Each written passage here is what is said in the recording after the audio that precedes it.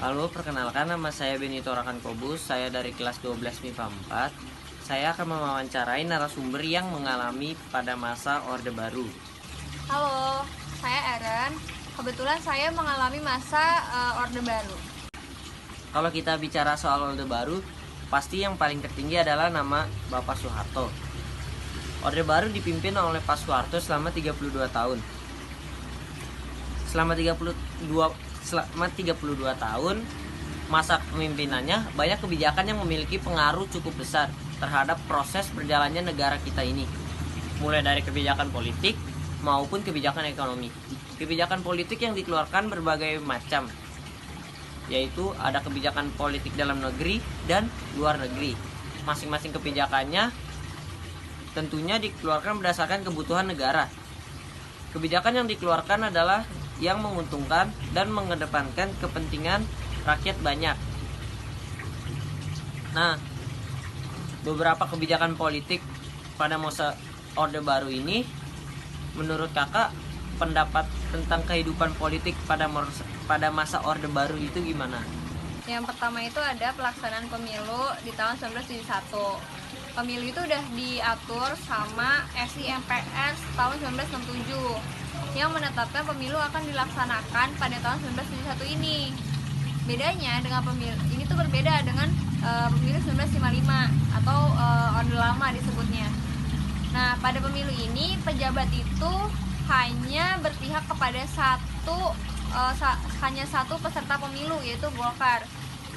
Dan ya udah bisa ditebak kalau Golkar itu yang selalu memenangkan pemilu di tahun-tahun selanjutnya, yaitu di tahun 1977, di tahun 1982, di tahun 1987, 1992 hingga 1997. Terus yang kedua itu ada Dwifungsi ABRI.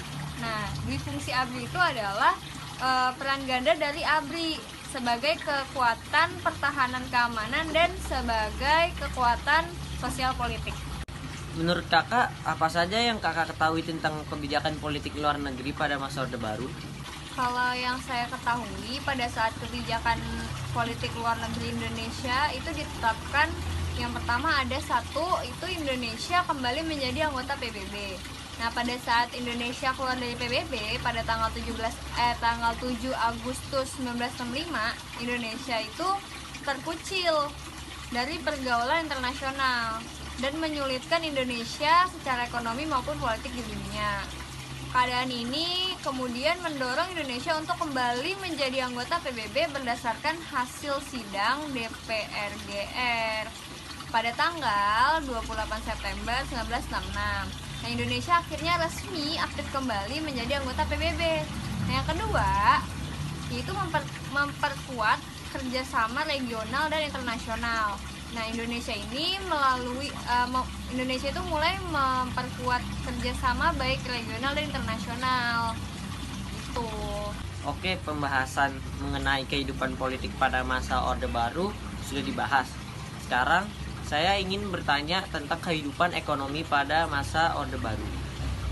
Kehidupan ekonomi pemerintahan Orde Baru memiliki slogan yang menunjukkan fokus yang utama. Mereka dalam memberlakukan kebijakan ekonomi yaitu trigologi pembangunan. 1. Ada stabilitas nasional yang dinamis. 2. Pertumbuhan ekonomi tinggi. Dan 3. Pemerataan pembangunan dan hasil-hasilnya. Sekarang pertanyaannya, saya ingin menanyakan kepada kakak tentang kehidupan ekonomi apa saja yang kakak ketahui tentang rencana pembangunan pada masa Orde Baru ini. Nah, kalau untuk ini hanya ada satu, yaitu rencana pembangunan 5 tahun atau Repelita.